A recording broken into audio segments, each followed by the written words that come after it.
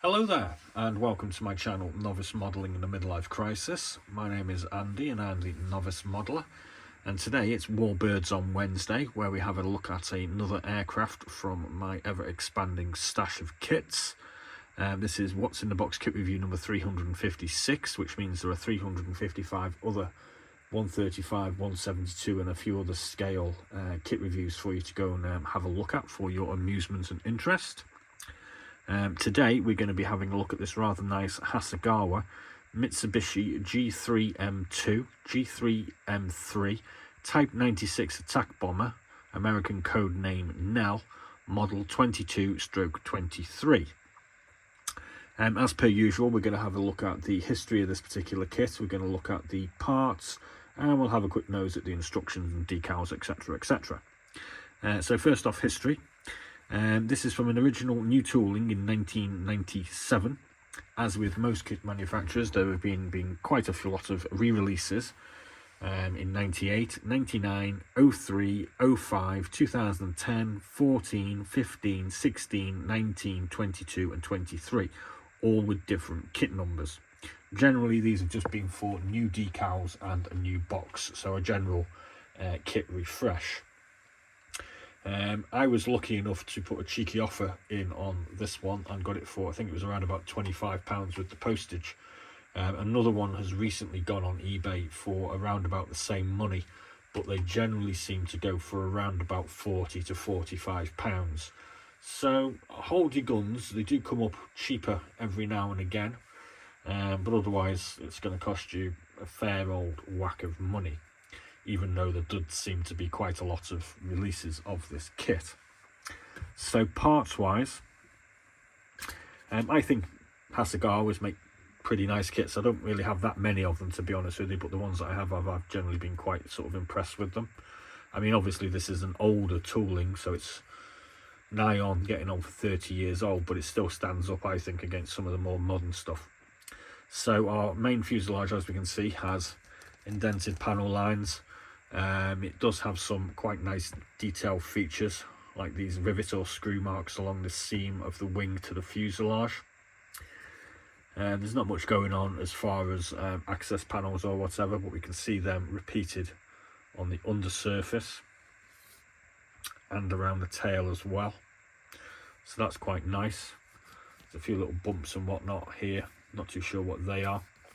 The interior of the fuselage has got ribs right the way down the interior, so that's a nice bit of attention to detail. We can see our two tail surfaces here with marking points for our tail fins. I kind of like twin-tailed aircraft. That's one of the reasons why I got this one. Otherwise, it's because I haven't got another Japanese bomber in the stash as of yet, so that's the main reason. I kind of think it looks just a little bit like a DO-17 as well, which is one of my favourite bombers of World War II. But enough of that nonsense. These two funny looking parts here are actually parts of the undercarriage mechanism, sort of to be put inside of the wing. Looks kind of weird. These appear to be the bomb bay doors in a closed position, although they do have all these little notches. I'm a little bit confused about this as to whether the bombs actually get placed on top of these notches or not, or whether they're supposed to go inside. It's a bit ambiguous on the instructions. We've got a couple of doors here, I'm thinking, for the front undercarriage, maybe. Maybe they're part of the, I'm not sure yet. These are going to be parts of the fronts of the engine nacelles for attaching the propellers to. Got a loop aerial, got quite nicely detailed, quite large tail wheel there. They're the main struts for the undercarriage, 1 and 2. Just to give you a look at the other side of the tail. It's quite nice again. Obviously both sides of the fuselage are pretty similar. Got big space here for a gunner's position. That all looks quite nice to me. I have noticed that it suffers from a few scratches on the wings, but okay, whatever. So this is going to be the upper and lower surface of one wing. So again, those scratches are a bit of a bummer, but never mind. Loads of detail. I'm guessing these ones here are going to be access points for refueling. What looks like a big access panel here and here. Yeah, it's quite badly scratched, isn't it? Oh well, never mind. A bit of buffing, I would have thought would sort that out. Sorry, that's the undersurface of the wing. You can see the ailerons already attached. And there's our big spaces here for our undercarriage. Yeah, it's got a load of scratches on there as well. Look at that. Ooh, oh well, I'm sure we can sort that out with some heavy painting because that's my style. We get another replication of that with 3 scratches. Then we get this sprue here, which has our cockpit floor, 2 sets of pedals with 2 pilot mountings for the seats, a couple of little aerials. That one's trying to fall off. That looks like the cockpit console display, I would have thought. Got some interior bulkheads and some weapons. A few other pieces that I'm not even going to try and figure out what they are. They could be parts of the undercarriage there, maybe. Then we get 2 sprues like this. We've got the front engine nacelle here. A couple of propeller spinners. It's part of the propeller mounting. There's our propeller. It's quite loose. Needs a little bit of finishing. It's a bit rough around the edges. Nicely detailed engine. It's quite nice. It's the engine mounting. Get some nicely weighted tyres. A bit of extra detail in the middle. Selection of small parts. That looks like some sort of lever. A couple more guns. It's got quite a few guns on it, this one. Another part, there's a tail fin here, so obviously there's a repeat of this on the other sprue. And then we get a selection of bombs. What are they? Yeah, they're all single mould, so they don't need any sticking together. So there's 4 there. And then we get a bigger one here. They're going to be bomb racks, I would have thought. So then, like I say, we get a repeat of that sprue, so you won't bother looking at that. It does appear that the wheels are intended to spin because you get these little things, whatever they're called. And then we get our clear glaze. So obviously this is the front cockpit canopy with a little hatch for popping your head in and out. I'm not certain whether that's how they would have actually got in and out of the aircraft. It's rather large canopy cover here for this pretty big looking cannon firing at the rear. A couple of blister side bulges for the side mounted gun positions. And what else have we got? Looks like there's another gun here, or maybe an observation post, I'm not quite sure. And another couple of side windows, which are probably going to go there, maybe.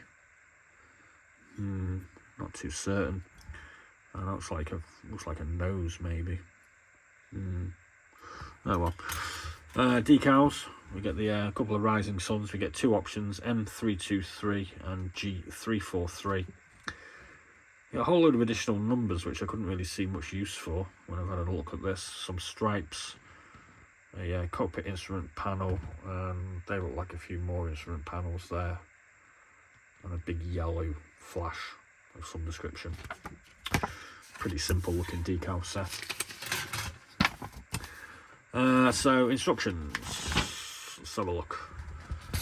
Got our interior of the cockpit, section 1. Section 2 is putting all of the interior parts together. So there's a load of bulkheads to go in, a whole load of guns. Fix that into the fuselage. And we can look at the wings. So there's funny pieces here, which I've pointed out before, which are parts of the undercarriage mountings. And we get a couple of bits of the nacelle to put together. Section 4, engine and propeller assembly. Section 5, main wing installation. and put the engine nacelles on and the tail together. And we've got main gear assembly, so that's all the undercarriage going on.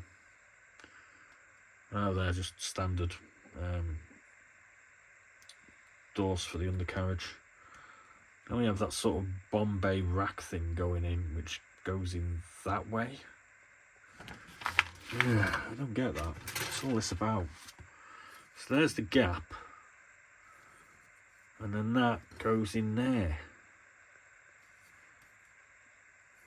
And then the bombs go attached to it. Oh, I don't understand that. It's kind of weird looking. So it's kind of like as if it's got an open Bombay all the time. I mean, that's what it shows on this picture here with them sticking out, but it doesn't seem very aerodynamic to me, that. Anyway. Then we're going to put the canopy parts on, as you can see. So then we move on to our decal sets and colouring. So we get Bihoro Kokutai. I think Kokutai is air group or wing or air group or something. And I've heard of Genzan, that's like the Genzan Kokutai, so that's Genzan air group. So that's June 1941 China, and that's not dated. So they both look quite similar in their camouflage pattern. And there's the undersurface. So let's have a quick read of this and see what this Nell is all about.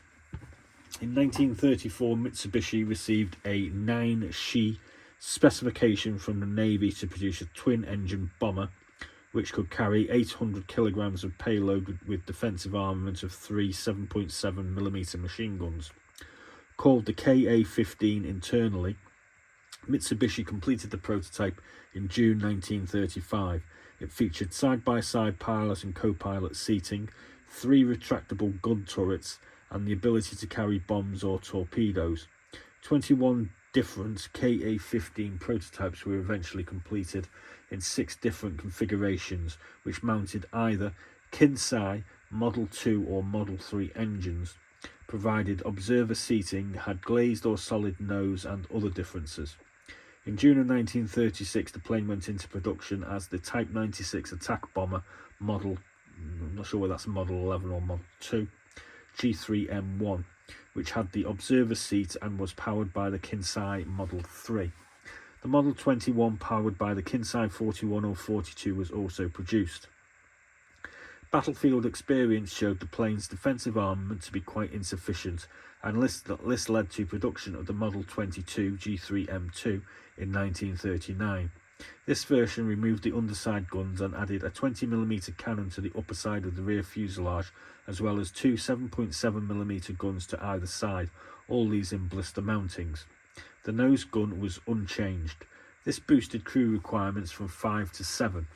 Mitsubishi only produced the plane through Model 22, with the Model 23 same armament as the Model 22 but powered by the Kinsai Model 51 being built by Nakajima. The Type 96 Allied code name Nell saw service from the beginning of the war in China all the way to VJ Day, making great use of its superb range to strike targets deep in China or far out to sea. As the British learned so painfully when 26 Nells of the Kanoya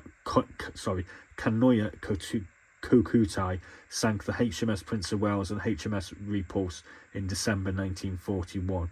Even after frontline bombing duties were taken over by the Mitsubishi G4M Betty, G3Ms continued to be used in coastal patrol missions as glider tugs, trainers, personnel transports and reconnaissance planes throughout the end of the war.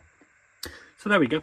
I hope you enjoyed that. I think this is a rather pretty looking aircraft, and that's kind of the main reason why I bought it, because I just thought it looked kind of nice and it was kind of a reasonable price. So well, that's what I got it for. So thanks very much for watching. Please do like and subscribe.